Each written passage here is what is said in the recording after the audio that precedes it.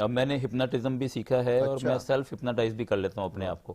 تو میں self hypnotise کر کے تو میں سو بھی جاتا ہوں, اپنے آپ کو سلا لیتا ہوں. اچھا اس وقت میں اپنے بہت سارے دوستوں کو جو ہے وہ ہپناٹائز کر لیا کرتا تھا. ان کی بعض ایسی باتیں جو وہ عام زندگی میں نہیں بتاتے تھے اچھا تو میں ان کو ہپناٹائز کر کے ان سے پوچھ کے بعد میں ان کو بتاتا تھا کہ آپ کے ساتھ کوئی ایسا واقعہ ہوا تھا یا کوئی ایسا مسئلہ ہوا تھا. اپنے ٹاؤن سے شرک پور سے اس وقت آیا, مجھے یاد ہے, اور میں یہاں لاہور میں فیروز سنس پہ گیا. وہاں پہ مجھے اردو میں کتابیں ملیں ہپناٹزم کی, وہ میں نے وہاں سے پرچیز کیں اور جا کے ان کتابوں کو پڑھا. اس میں جو مشقیں تھیں وہ میں نے سیکھیں اپنے طور پر ہی, کسی استاد کی مدد کے بغیر, اور میں نے اپنے دوستوں پہ اپلائی کی. ہپناٹائز کرنے والا ہے وہ اپنے خاص طریقے سے کسی کو سلاتا ہے, اپنے کنٹرول میں لے لیتا ہے اس کا دماغ. اب جیسے مثال کے طور پہ میں اسے کہہ رہا ہوں کہ تمہارا دایاں ہاتھ جو ہے وہ سن ہو رہا ہے, اس کو پھر اس کو انسٹرکشنز دے کے اس کو سن کرنا اور پھر اس میں سوئی چبھو کے دیکھنا. اسے درد نہیں اسے ہوتا؟ درد بالکل نہیں ہوتا تھا, جبکہ بائیں ہاتھ میں اگر چبھوئیں تو فوری طور پر وہ جاگ جاتا تھا یا اسے درد محسوس ہوتا تھا, ہاتھ کو پیچھے کرتا تھا. آج بھی اگر مجھے کسی مسئلے پہ سٹریس ہوتا ہے تو میں اپنے آپ کو تسلی دیتا ہوں ہپناٹزم کی مدد سے کہ کوئی مسئلہ نہیں ہے, اس مسئلے میں سے ہم نکل جائیں گے انشاءاللہ. اور تو آج بھی مجھے جو ہے وہ ہپناٹزم سیکھنے کا فائدہ ہوتا ہے. ان دونوں میں فرق یہ ہے کہ ہپناٹزم میں آپ کے سامنے آپ کا جو معمول ہوتا ہے وہ آپ کے سامنے ہوتا ہے, آپ اس کو انسٹرکشن دے کے اس کا دماغ اپنے کنٹرول میں لیتے ہیں.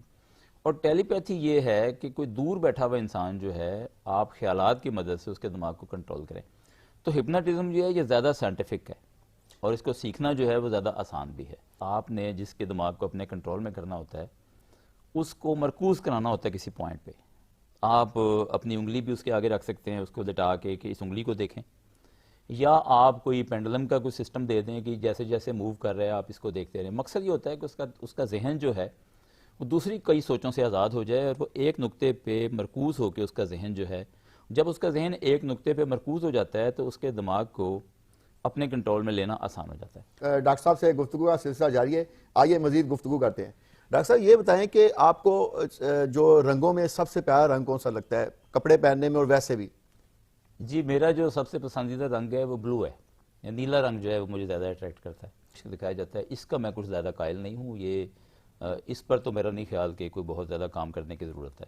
اچھا سر, آپ نے بچپن میں ہی پروفیسر بننا سوچا تھا یا کوئی بچپن میں کچھ اور بننے کے لیے؟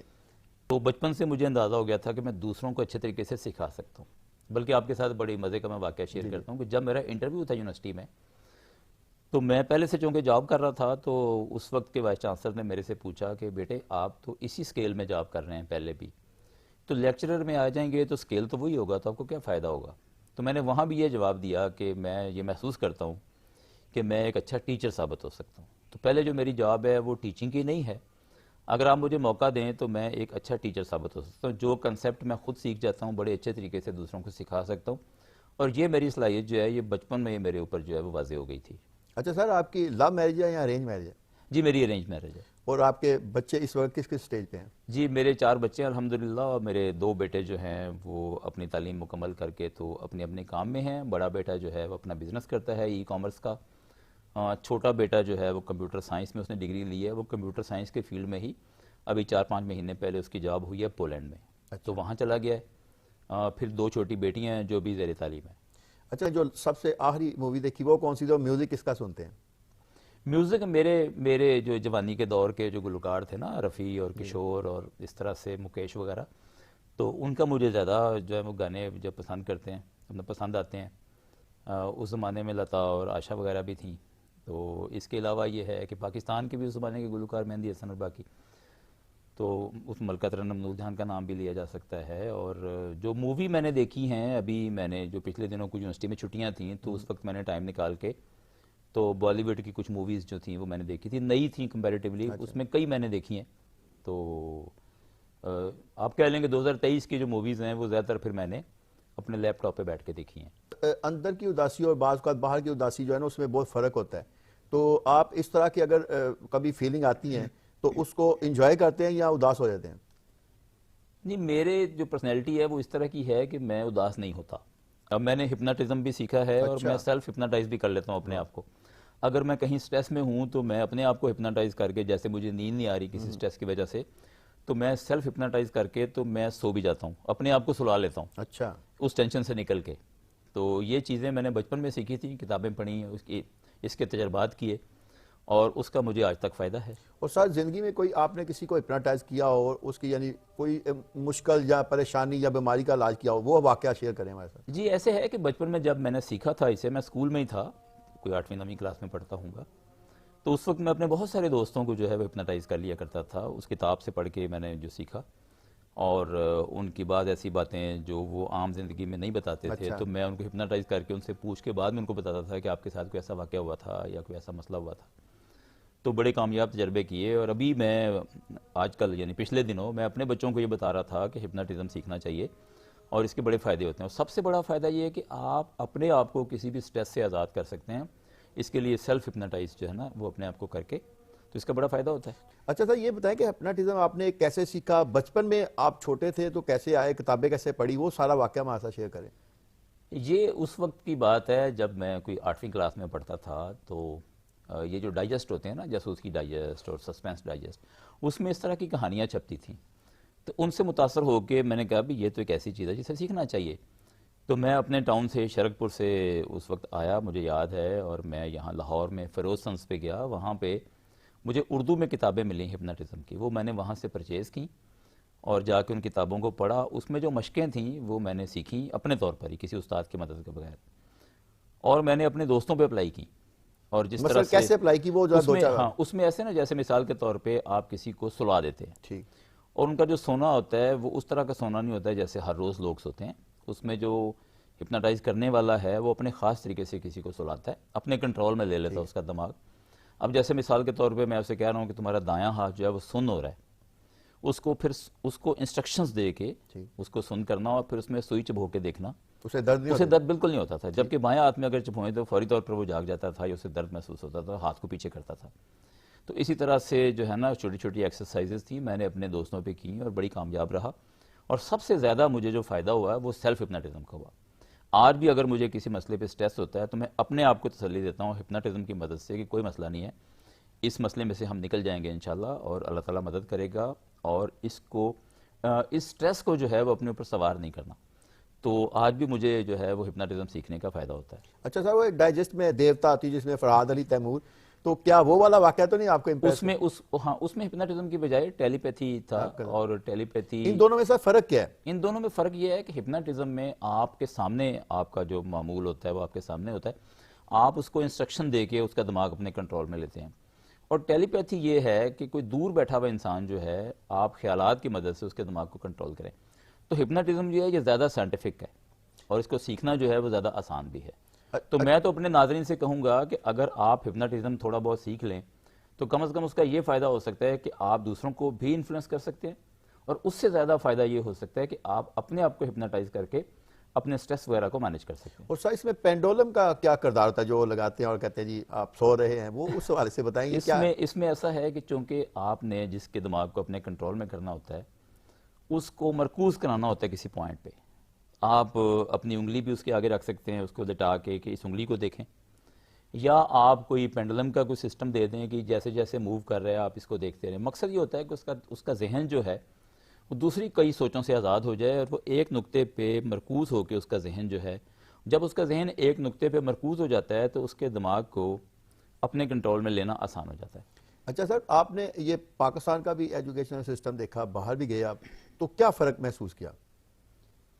دیکھیں میں نے جو میرا پوسٹ ڈاک ایک کام تھا وہ میں نے university of California Los Angeles سے کیا، امریکہ سے. وہاں کا ایجوکیشن سسٹم دیکھنے کا مجھے جو ہے وہ قریب سے موقع ملا. اس کے علاوہ میں نے اپنے کیریئر میں سعودی عرب میں بھی جاب کی ہے، یونیورسٹی آف دمام میں 3 سال پروفیسر رہا.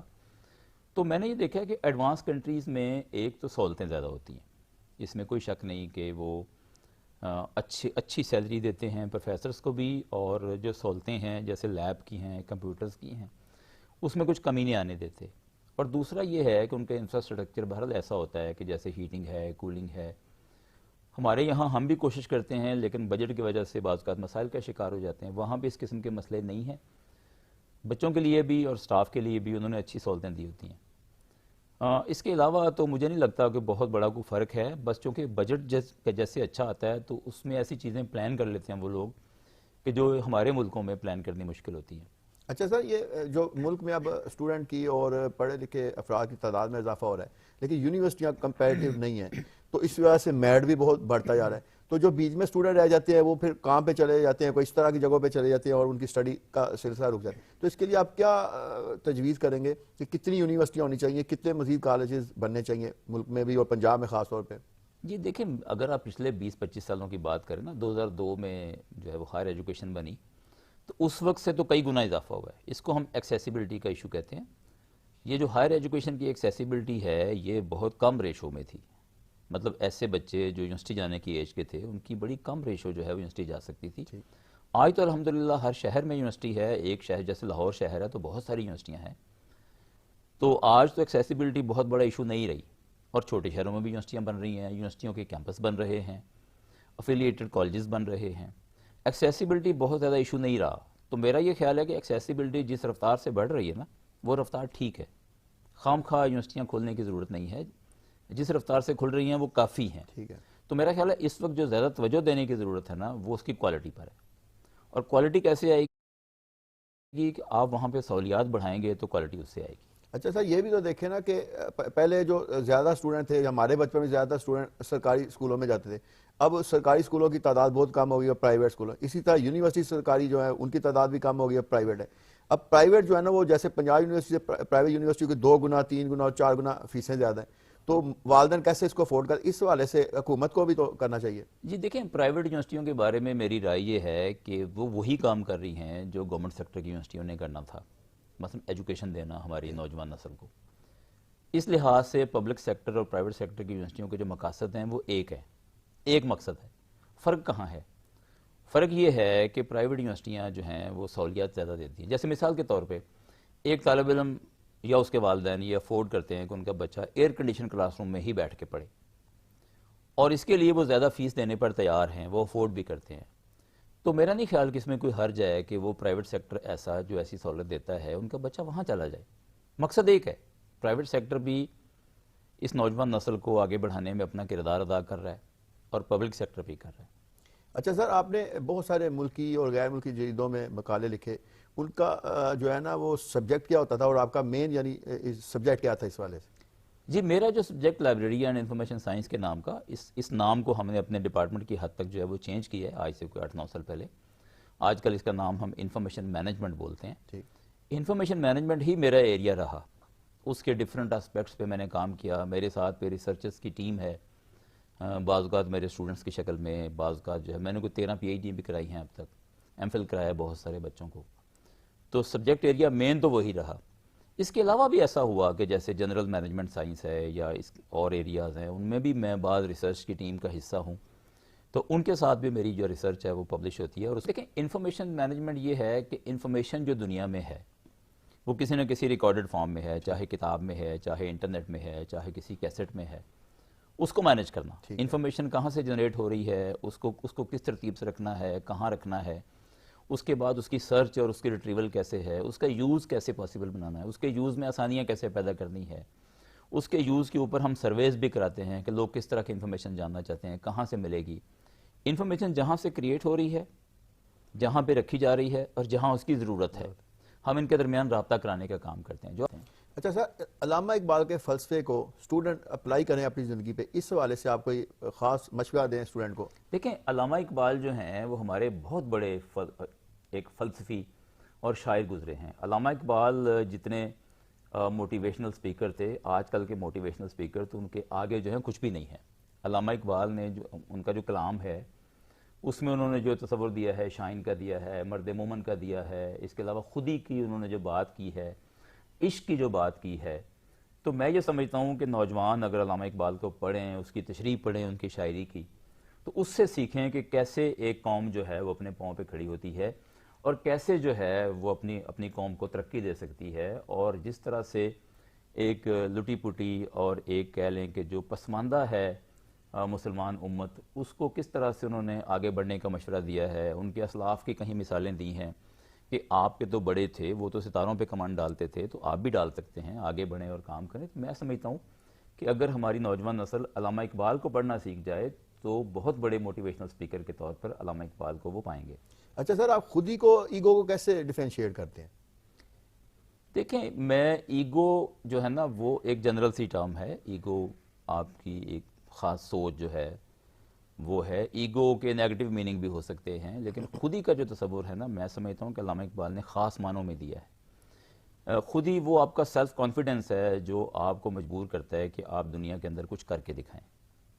ایگو جو ہے سم ٹائم ہم کہتے ہیں کہ فلاں بندہ بڑا ایگوئسٹ ہے، اس کا مطلب ہے کہ بعض اوقات تو وہ خرابی کر رہا ہوتا ہے اس ایگو کی وجہ سے، کہ جہاں پہ اسے جھکنا چاہیے وہاں بھی نہیں جھکتا، جہاں پہ اسے اپنی غلطی تسلیم کرنی چاہیے وہ بھی نہیں کرتا. خودی کے تصور میں نیگیٹیوٹی نہیں ہے، خودی ہے کہ آپ کے اندر کانفیڈنس آئے، آپ اس کانفیڈنس کو لے کے تو اس دنیا کے اندر کچھ کر دکھانے کا جذبہ اپنے اندر پیدا کریں. اچھا سر، آپ کی زندگی کا سب سے خوشگوار دن کون سا تھا؟ دیکھیں جی، میں یہ سمجھتا ہوں کہ ایک طالب علم کے طور پر جس دن میں نے پی ایچ ڈی کی تھی یا جس دن میں نے یونیورسٹی کو ایز لیکچرر جوائن کیا تھا، میں سمجھتا ہوں یہ میرے لیے بہت بڑے اعزاز کی بات ہے کہ میں اس یونیورسٹی کا پرو وائس چانسلر اپوائنٹ ہوا ہوں. تو یہ میرے لیے جو ہے وہ خوشگوار ترین دن تھے. اور میں جب میں نے پی ایچ ڈی کی تھی تو میں مٹھائی لے کے اپنے جو میرے پرائمری کے ٹیچر تھے میں ان کے پاس بھی گیا تھا. میرے جو ہائی اسکول کے ٹیچر تھے میرے ٹاؤن میں ان کے پاس بھی گیا تھا کہ آپ کا لگایا ہوا پودا جو ہے وہ آج پی ایچ ڈی کر گیا ہے. تو میرا خیال ہے کہ یہ جو دن ہیں آپ کے، یہ آپ کو یاد آتے ہیں بار بار اور آپ ان کو سیلیبریٹ کرتے ہیں اور ان کے بارے میں آپ خوشی کے جذبات کے ساتھ سوچتے ہیں. اچھا سر، آپ والدین کی محبت کو اور خاص طور پہ ماں کی محبت کو کیسے بیان کریں گے؟ دیکھیں جی، میرے ساتھ تو اللہ کی طرف سے ایسے ہوا کہ میرے والد صاحب تو میری پیدائش سے پہلے فوت ہو چکے تھے. تو والد کی جو محبت اور تعلق ہوتا ہے اس سے تو میں ناواقف ہوں اپنی زندگی میں. لیکن میرے بڑے بھائی تھے، میری بہنیں تھیں، تو ان کے ساتھ میرا تعلق ایسا ہی تھا جیسے میرے بڑے ہوتے ہیں یا والد ہوتے ہیں. میرے بڑے بھائی اللہ تعالیٰ ان کو جنت نصیب کرے، وہ بھی فوت ہو گئے، تو انہوں نے والد کی طرح مجھے پالا. لیکن ماں کی محبت جو ہے وہ مجھے کافی سالوں تک میسر رہی، اور میری ماں نے سمجھ لیں کہ باپ بن کے مجھے پالا. اور میں آج بھی مس کرتا ہوں، اور آج بھی میرے کسی دوست کی اگر کوئی والدہ فوت ہوتی ہے تو میں اسے کہتا ہوں کہ تم یہ غم ساری عمر نہیں بھلا سکو گے. تو میں سمجھتا ہوں کہ ماں کی جو محبت ہے اس جیسا تو پھر اس کا کوئی نعم البدل نہیں ہے. آپ جو ہے جتنا مرضی دنیا سے محبتیں سمیٹ لیں، لیکن ماں کی محبت کو ایک دفعہ جب آپ مس کر دیتے ہیں تو اس کا کوئی نعم البدل نہیں ہوتا. اور ماں جی کا کوئی واقعہ آپ کو یاد ہو محبت کا؟ وہ ماں جی کے بہت سارے واقعات ہیں. میری والدہ جو تھی، مجھے یاد ہے کہ چونکہ میرے والد صاحب نہیں تھے تو اسکول میں جب میں ایون پرائمری کا اسٹوڈنٹ تھا تو میری والدہ جو ہیں وہ دیوار کے قریب آ کے اسکول کے باہر، اچھا، تو ماسٹر صاحب کو بلا کے کہ ذرا فلاں کلاس میں وہ بیٹھے ہیں، تو ماسٹر صاحب کو بلا کے ان سے ریکویسٹ کرنی کہ اس کا باپ سر پہ نہیں ہے تو اس کا آپ خاص خیال رکھیں اس کو پڑھانے میں.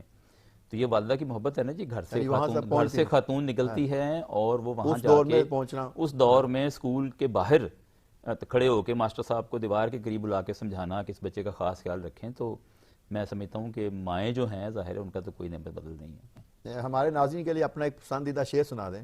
کہ میرے ذہن میں اگر کوئی مجھے ایک شعر کہے تو وہ کی محمد سے وفا تو نے تو ہم تیرے ہیں، یہ جہاں چیز ہے کہ لوح و قلم تیرے ہیں. یہ مجھے آتا ہے. یہ جو شکوہ جواب شکوہ علامہ اقبال نے لکھا تو اس میں جو ہے یہ جواب شکوہ کا ایک شعر ہے. تو میرے ذہن میں تو سب سے پہلا ایک شعر جو ہے وہ یہی آتا ہے. ویسے میں کوئی شعر و شاعری کی زیادہ کتابیں نہیں پڑھتا، نہ اس سے کوئی زیادہ شغف ہے، لیکن میرا یہ خیال ہے کہ اس دنیا کو اگر ترقی دینی ہے، آگے بڑھنا ہے، تو یہ شعر جو ہے اس کی ایک چابی ہے. ٹھیک.